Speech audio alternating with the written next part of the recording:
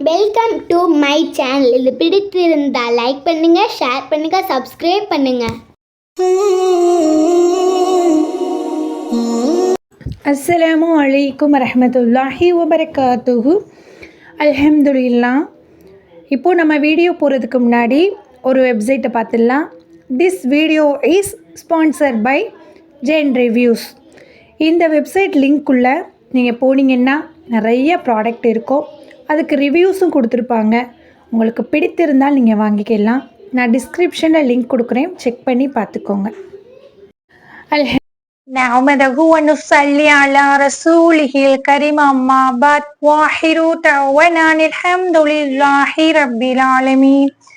இன்னைக்கு நம்ம என்ன பயான் பார்க்கலாம் அப்படின்னா, ஃபாத்திமா ரலியல்லாஹு அவங்களுடைய நகைச்சுவையான ஒரு சம்பவம். என்ன நகைச்சுவை அப்படின்னா, ஒரு சமயம் கண்மணி நபி ஸல்லல்லாஹு அலைஹி வஸல்லம் அவங்க ஈரக்குல துண்டு யாரு, ஃபாத்திமா, அவங்க வீட்டுக்கு என்ன செஞ்சிருக்காங்க, போயிருக்காங்க. அப்போது அலி ரலியல்லாஹு அவங்க மகள் ஃபாத்திமா இருவருமே என்ன செஞ்சிருக்காங்க, உட்கார்ந்து பேசிக்கிட்டு இருக்காங்க. நபி ஸல்லல்லாஹு அலைஹி வஸல்லம் அவங்க கூட பேசிக்கிட்டு இருக்காங்க. அப்போது ஃபாத்திமா ரலியல்லாஹு அவர்கள் நபி ஸல்லல்லாஹு அலைஹி வஸல்லம், அதாவது தந்தை, எனது அருமை தந்தையே, உங்களுக்கு மிகவும் பிடித்தமானவர் யார், நான் தானே அப்படின்னு கேக்குறாங்க. அதுக்கு நபி ஸல்லல்லாஹு அலைஹி வஸல்லம் ஆமா அப்படின்னு சொல்றாங்க.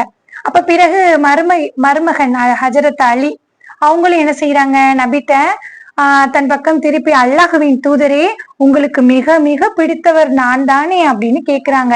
இப்படி இருவரும் மாத்தி மாத்தி கணவனும் மனைவியும் தன்னுடைய நபியிடம், தந்தையிடம், அதாவது ஃபாத்திமாவுடைய தந்தையிட்ட அப்படி கேட்க கேட்க அவங்க என்ன செஞ்சிருக்காங்க, நபி அங்கிட்ட ஆமாம் சொல்றாங்க, இங்கிட்ட ஆமாம் சொல்றாங்க. இருவர்களுக்கு நடுவில் சிக்கி கொண்டு தலையை ஆட்டி ஆட்டி இப்படியே சொல்லியிருக்காங்க. இது ஒரு தமாசாக, ஒரு சம்பவமாக இந்த நிகழ்ச்சி நடந்திருக்கு. அப்போ கணவன் மனைவிக்கும் நபி ஸல்லல்லாஹு அலைஹி வஸல்லம் அவர்கள் மீது இருந்த பேரன்பை இச்சம்பவம் என்ன செய்யுது, சுட்டி காட்டுது. ஒரு சமயம் ஆயிஷா ரலியல்லாஹு அவர்களிடம் நபி ஸல்லல்லாஹு அலைஹி வஸல்லம் அவர்கள் யார் மீது அதிகம் அன்புள்ளவராக இருந்தார்கள் என்று சிலர் கேட்கும் போது ஃபாத்திமாவின் மீதுதான் என்றார்கள். அடுத்து யார் மீது, ஃபாத்திமாவின் கணவர் அலி மீதுதான் அப்படின்னு சொல்லியிருக்காங்க. குடும்பத்தில் வறுமை, பசி, பிரச்சனை 1000 இருந்த போதும் அந்த நகைச்சுவையான உணர்வுடன் நடந்து காட்டுது நமக்கு ஒரு பெரிய படிப்பினையே ஏற்படுத்தியிருக்கு அப்படின்னு சொல்லியிருக்காங்க.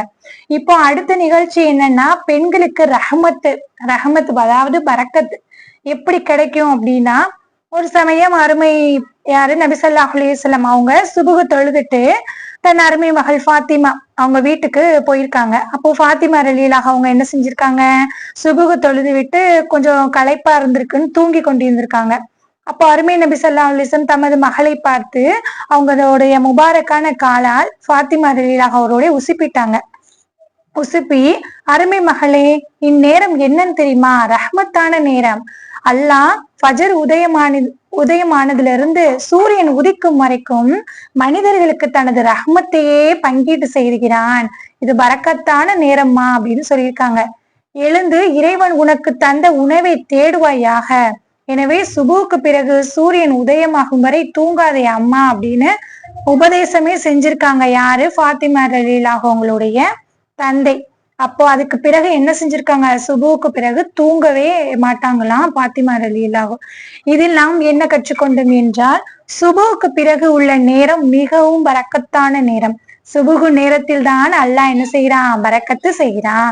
அப்ப யா அல்லாஹ் சுபுகு நேரத்தில் எனது உம்மத்துக்கு பரக்கத் செய்வாயாக அப்படின்னு நபி ஸல்லல்லாஹு அலைஹி வஸல்லம் நமக்காக உபதேசம் செஞ்சிருக்காங்க. இன்று நமது தீன்குல பெண்கள் சுபுவுக்கு எழுந்திருப்பதே ஒரு அபூர்வமாக இருக்குது. பெரும்பான்மையான முஸ்லிம்களை பாருங்க, வீடுகள் இரவு முழுவதும் கொண்டாட்டத்தை பார்த்துக்கிட்டு இருக்காங்க. நாமும் தான் இப்படி பார்த்து கொண்டு இருக்கிறோம். காலை 7 மணிக்கு பால்காரன் அல்லது பேப்பர்காரன் வந்து எழுப்பப்படும் நிலைக்கு நம்ம என்ன செய்யறோம், முஸ்லிம் பெண்கள் தள்ளப்பட்டு இருக்கிறோம். இப்போ மாற்று சமுதாய பெண்கள் சுபுவுக்கு எழுந்து அவர்களுடைய வேலையை செய்ய துவங்கி விடுகிறார்கள். மற்ற மதத்தினர் கோலம் போடுகிறார், அந்த மாதிரி போடுறாங்க இல்லையா. ஆனா நம்முடைய முஸ்லிம் பெண்கள் அப்படி கிடையாது அப்படின்னு சொல்றாங்க. நமது வீடுகளும் சாத்தப்படுகிறது அப்படின்னு ஒரு கவலைக்குரியதாக இருக்குது. இன்று முஸ்லிம் பெண்கள் 7-7:30 வரைக்கும் தூங்கும் வரை அவலம் தொடர்கதையாகி விட்டது. இப்ப இரவு முழுவதும் மெகா தொடர்களை பார்த்துவிட்டு நம்முடைய பரக்கத்தையே இழக்க செய்கிறது. சுபூகில் மலக்குகள் ரஹ்மத்துகளை எடுத்துக்கொண்டு நம் வீடுகளுக்கு வருகிறார்கள். நமது வீடுகளோ பூட்டப்பட்டு சோகம் நிறைந்து நிற்கிறது. எங்கு கதவு திறக்கின்றதோ அங்குதான் மலக்குகள் ரஹ்மத்துகளை போட்டுவிட்டு போய் விடுகின்றார்கள். நாம் என்ற ரஹ்மத்தை இழந்து நஷ்டம் அடைகின்றோம். யா அல்லாஹ், எங்கள் சமுதாயத்தை மீண்டும் உன் ரஹ்மத்தை வாங்கும் சமுதாயமாக ஆக்குவாயாக. ஆமீன் ஆமீன்.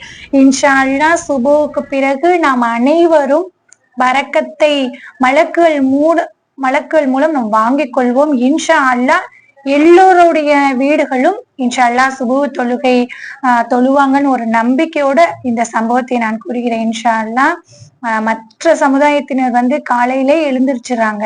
ஆனா நம்முடைய சமுதாய மக்கள் எந்திரிக்க மாட்டிக்கிறாங்கன்னு இந்த சம்பவத்தை நான் ஒரு ஃபாத்திமாவுடைய மூலமாக நான் சொல்கிறேன். இன்ஷா அல்லாஹ் நம்ம கடைபிடிப்போமாக. ரப்பனா ஆத்தினா ஃபித் துன்யா ஹஸனத்தா வ ஃபில் ஆஹிரத்தி ஹஸனத்தா வ கினா அஸாபன்னார்.